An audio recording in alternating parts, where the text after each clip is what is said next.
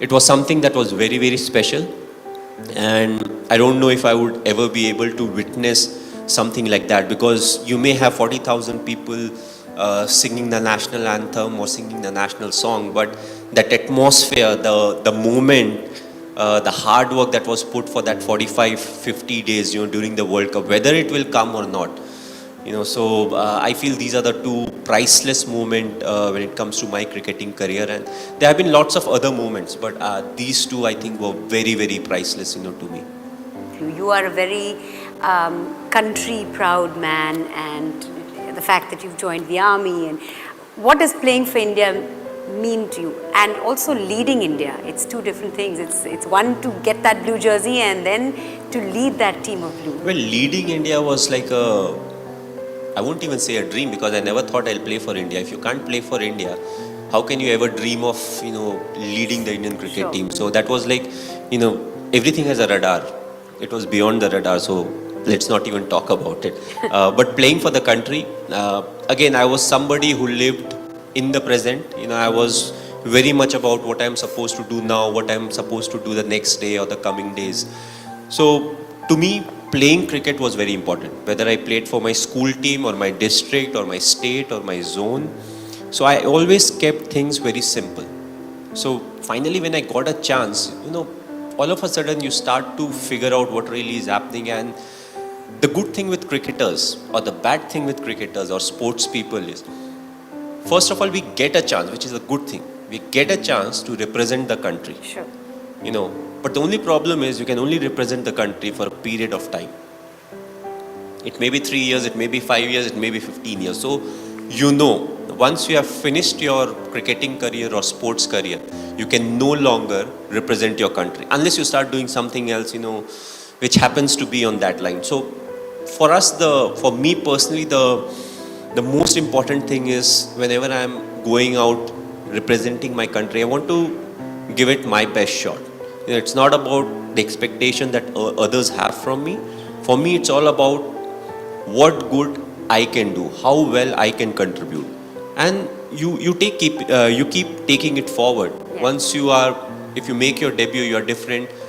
Once you reach a stage where your career is ending, then it's not only about your performance. You have to make sure that others who are part of the team, the youngsters, they get the right guidance, so that they are the ones who will take care of the future of cricket or sports.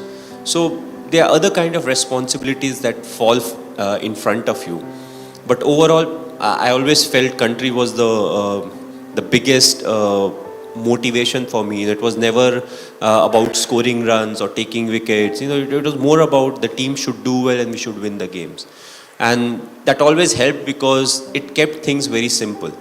Once you start getting into the groove of, I want to score runs, I want to take wickets, I want to do this, we play a team sport. So for us, it's always about, all of us moving together. And, what is something that you can do, but maybe some of the others can't do.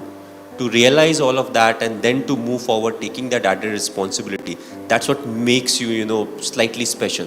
Because you can always think about what is good for you, but what is good for the team, and then you keep moving forward with that decision, is something that will make people appreciate you, especially the ones who are part of the team. So you just spoke of youngsters. I mean, what advice would you give a youngster today who's getting into cricket or sport, any kind of competitive sport maybe? The youngsters today, the only piece of advice I would give them, which was very relevant when I made my debut or people in the 80s played, cricket is the core. You take care of cricket, everything else will take care of itself. So this is you. Your social media, I follow you on Instagram, has got lots of videos and lots of images of your beautiful little daughter. Tell us or share with us one of the most priceless moments that you've had with her. I mean, there are plenty, because most of his feed is Ziva in him. What does the name mean? It's a Hebrew name. Basically, it means light. Okay. So she is the light of your life, clearly. Yes, and we picked it from a serial. There used to be a serial called NCIS. I don't know how many of you watched it. There was a character named Ziva in that. I somehow always liked small names, which are not very heavy, But then I realized Ziva Singh Dhoni becomes a very heavy name, when you put all the things together. But anyways, that was done. So my most priceless moment with Ziva was, I missed her birth. I was busy with the 2015 World Cup. My wife still curses me. She's like, okay, when she grows up, I will tell her that your father was not there when she was born, when you were born. So I think the most priceless moment was after the World Cup when we came back. And Sakshi and Ziva, they were still in Delhi at that point of time, Gurgaon.